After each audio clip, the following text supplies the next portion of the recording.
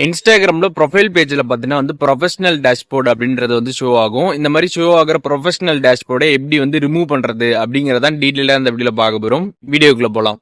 இன்ஸ்டாகிராம்ல ப்ரொஃபைல் பேஜ்ல பாத்தீங்கன்னா இந்த மாதிரி ப்ரொஃபஷனல் டேஷ்போர்ட் அப்படின்ற மாதிரி ஷோ ஆகும். எதனால அந்த மாதிரி ஷோ ஆகும் அப்படின்னு பாத்தீங்கன்னா, உங்களோட அக்கௌண்ட் இன்ஸ்டாகிராம்ல ஒரு ப்ரொஃபஷனல் அக்கௌண்டா இருக்கும். அதனால இந்த மாதிரி ப்ரொஃபஷனல் டேஷ்போர்ட் அப்படின்றது ஷோ ஆகும். இப்போ உங்களோட அக்கௌண்ட் ஒரு பர்சனல் அக்கௌண்டா நீங்க ஸ்விட்ச் பண்ணிட்டீங்க அப்படின்னா உங்களோட அக்கௌண்ட் பாத்தீங்கன்னா பர்சனல் ஆயிடும். அதனால இந்த ப்ரொஃபஷனல் டேஷ்போர்ட் அப்படின்றது ரிமூவ் ஆயிடும்.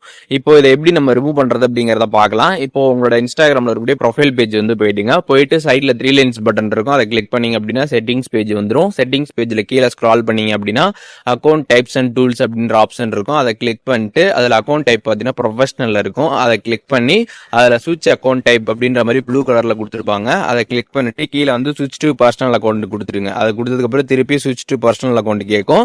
அதை கிளிக் பண்ணிருங்க. அதை நீங்க கிளிக் பண்ணதுக்கு அப்புறம் பாத்தீங்கன்னா உங்களோட அக்கௌண்ட் பாத்தீங்கன்னா சுவிட்ச் டு பர்சனல் அக்கௌண்ட் அப்படின்ற மாதிரி உங்களுக்கு ஷோ ஆகும். நீங்க பாத்துக்கலாம். இப்போ உங்களோட அக்கௌண்ட் ஒரு பர்சனல் அக்கௌண்டா சுவிட்ச் ஆயிடும்.